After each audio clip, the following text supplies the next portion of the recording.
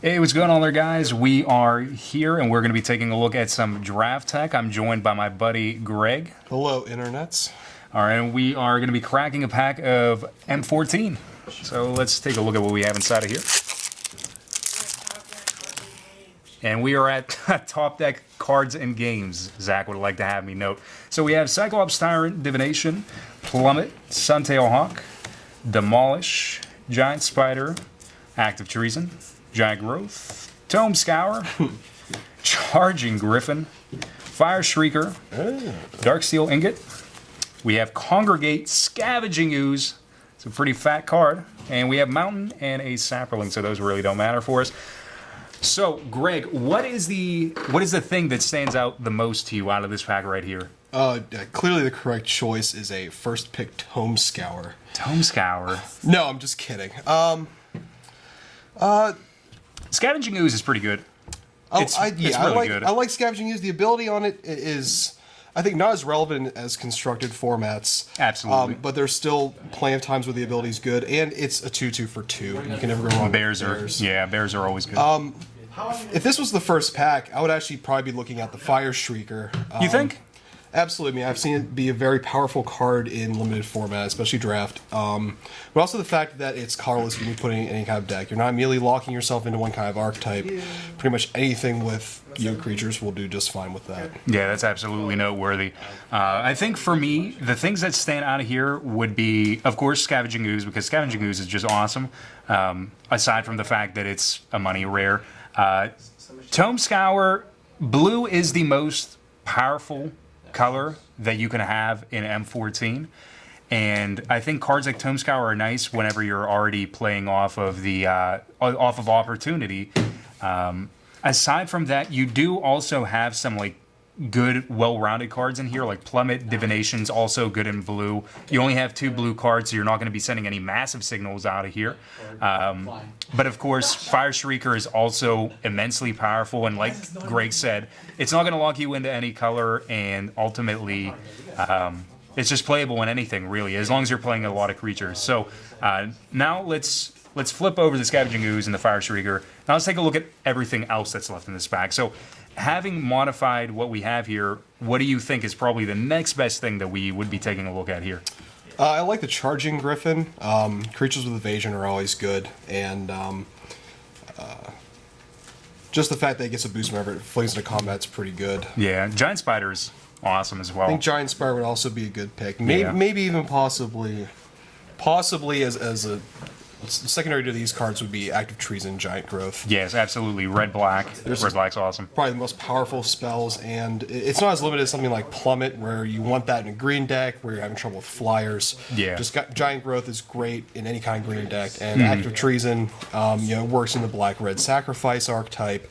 But even then, I've won plenty of limited games with just a well-timed Active Treason. Oh yeah, absolutely. So, for me, I'm thinking.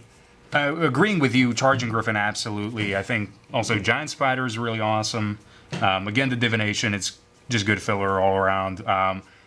Another interesting one is actually Congregate. Whenever you're going black-white, along with Angelic Accord, Congregate's actually pretty awesome filler at an instant speed, and it is going to consider all creatures that are on the battlefield, but for the sake of things, we'll flip over Charging Griffin. I think we can agree that Giant Spider is another one of those really powerful cards, as is Active Treason. Now, let's take a look at like another final card here. Let's at least take a look at, I don't know, up until the point where cards would be wheeling back to us. So, Sure. So what are your thoughts on it from here? I think from here, probably still Giant Growth, but also Congregate and Divination. Like we were talking about with the Congregate, life gain's a lot. Typically, I'm not a big fan of life gain limited, but there's enough cards that play off of it in M14. That seems like a pretty solid choice.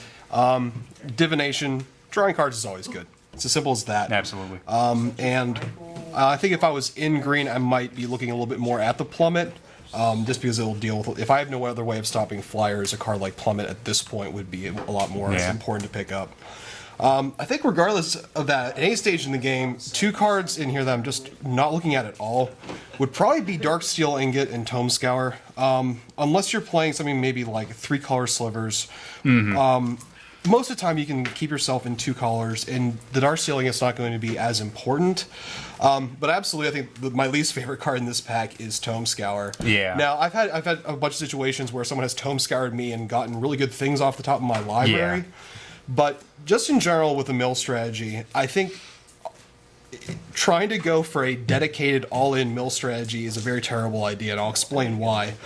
If you're playing against someone who's going all in on the mill strategy, like they got lucky and got traumatized, or Tome Scour and maybe a millstone, after game 1, you can easily combat the mill strategy by just siding more cards into your deck. That or Elixir. Elixir is also right, but very, very relevant. Even if you don't get the Elixir, just siding in 3 lands for every 4 extra cards, 4 non-land cards that you add in, to keep the ratio the same.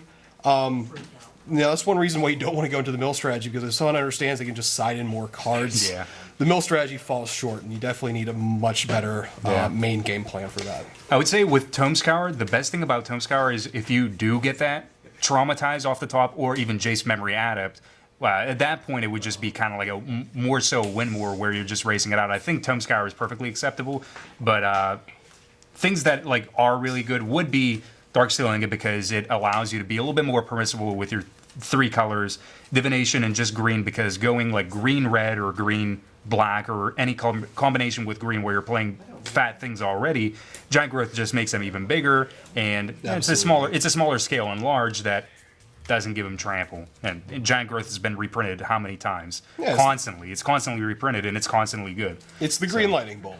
Yeah, absolutely.